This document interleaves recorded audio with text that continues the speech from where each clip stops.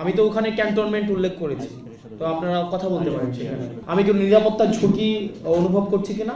আওয়ামী লীগের আগে বিচার নিশ্চিত করতে হবে, তাকে দল হিসাবে বিচার নিশ্চিত করতে হবে, অপরাধ স্বীকার করতে হবে, তারপর অন্য কোনো আলোচনা হইতে পারে। এর আগে কোনো ধরনের আলোচনা হইতে পারবে না, ইম্পসিবল।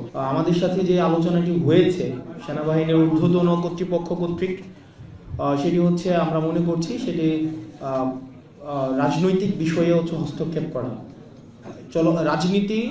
রাজনীতিবিদরাই নির্ধারণ করবে রাজনীতির ঘটনা প্রবাহ বা চলমান যা কিছুই পরবর্তী রাজনীতি কোন দিকে যাবে সেটি রাজনীতিবিদদের হাতেই থাকা উচিত। তো সেই জায়গায় আমরা সন্দিহান বলেই হচ্ছে আজকে গতকাল আমার স্ট্যান্ডটি নিতে হয়েছে। আর যেটি বলেছেন যে 5ই অগাস্টের পরে আমাদের ফর্মাল ইনফর্মাল আমাদের সাথে সেনাবাহিনীর বিভিন্ন জায়গায় বিভিন্ন প্রোগ্রামে আমাদের দেখা সাক্ষাৎ হয়েছে। আর 11 তারিখের যেই মিটিংটি সেটির প্রেক্ষাপট ভিন্ন ছিল। সেখানে অপর প্রান্তে ঊর্ধ্বতন কর্তৃপক্ষ উপস্থিত ছিলেন এবং সেখানে আমার স্ট্যাটাসেই আমি ডিসক্লোজ করেছি যে ঘটনা প্রবাহ। আমি আমার স্ট্যাটাসেই হচ্ছে আমি ডিসক্লোজ করেছি যে ওখানে সবকিছুই হচ্ছে উপস্থাপন করা হয়েছে। সেখানে বিষয়টি হচ্ছে যে আমরা এই বিষয়ে আলোচনা বিভিন্ন ল অ্যান্ড অর্ডার, আপনারা জানেন যে বর্তমানে ম্যাজিস্ট্রেসি পাওয়ার দেওয়া হয়েছে সেনাবাহিনীকে। ল অ্যান্ড অর্ডার সিচুয়েশন নিয়ে আমাদের মধ্যে অনেক প্রশ্ন রয়েছে। তো এইসব বিষয়গুলো নিয়ে কথা বলার জন্য হচ্ছে আমাদেরকে আহ্বান জানানো হয়েছিল। এবং হচ্ছে কিছুদিন আগে আপনারা সেনাপ্রধানের একটা বক্তব্য দেখেছেন, যেই বক্তব্যকে আমি ব্যক্তিগতভাবে বা আমরা অনেকেই দেশের মধ্যে এটা নিয়ে কথা হয়েছে যে এটাকে রাজনৈতিক পরিমণ্ডলে অসমীচীন হিসাবেই ধরা হয়েছে। যে অন্তর্বর্তীকালীন সরকার প্রধানকে যেভাবে অ্যাড্রেস করা হয়েছে, যেভাবে অন্তর্বর্তী যে ইনক্লুসিভ যেই নির্বাচনের দিকে নির্বাচনের ইঙ্গিত করা হয়েছে আওয়ামী লীগ সহ, তো সার্বিক বিষয়ে যখন আলোচনার কথা বলা হয়েছে তখন গিয়েছিলাম। তো ওই বিষয়গুলো আলোচনা করা হয়েছে।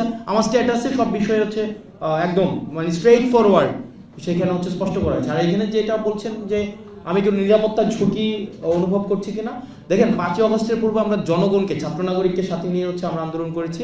ফেসিবাদ বিরোধী একটা তখন একটা শক্তি ছিল, এজেন্সি ছিল, রাষ্ট্রপক্ষ আমাদের বিরুদ্ধে ছিল। তো তখন আমাদের লড়াই, তো আমরা বারবার বলছি আমাদের লড়াই এখনো অব্যাহত রয়েছে।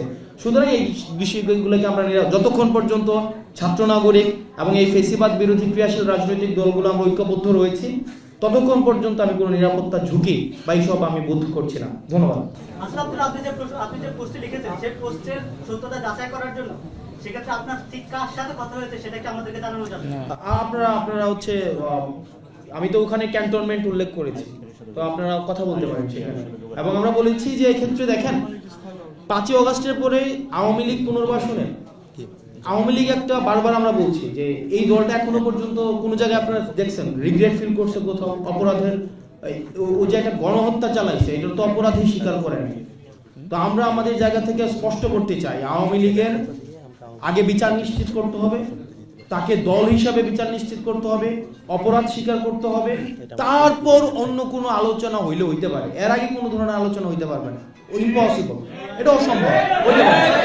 আমরা বলেছি যে 5ই অগাস্টের পরে আওয়ামী লীগের নাম, পুনরাবৃত্তি করছি, 5ই অগাস্ট পরে আওয়ামী লীগের নাম, মার্কা এবং আদর্শ এই তিনটাই হচ্ছে অপ্রাসঙ্গিক। এখন এটাকে যদি মানে বিদেশি ষড়যন্ত্র অথবা দেশীয় কোনো ষড়যন্ত্র বা এজেন্সি থেকে কোনো ধরনের এখানে অপচেষ্টা চালানো হয়, সেক্ষেত্রে আমরা সাধারণ মানুষের কাছে কমিটেড, আমরা ছাত্র নাগরিকের কাছে কমিটেড। আমরা নির্যাতিত, নিপীড়িত, বঞ্চিত, গুম খুন হত্যা শিকার যারা গত দীর্ঘ 1.5 দশকের বেশি সময় ধরে হয়েছে, রাজনৈতিকভাবে নির্যাতিত যেই ক্রিয়াশীল রাজনৈতিক দলগুলো হয়েছে, আমরা তাদের কাছে কমিটেড। কোনো এজেন্সি, কোনো বিদেশি কোনো কোনো কর্তৃপক্ষ কারো কাছে আমরা কমিটেড না। Thank you.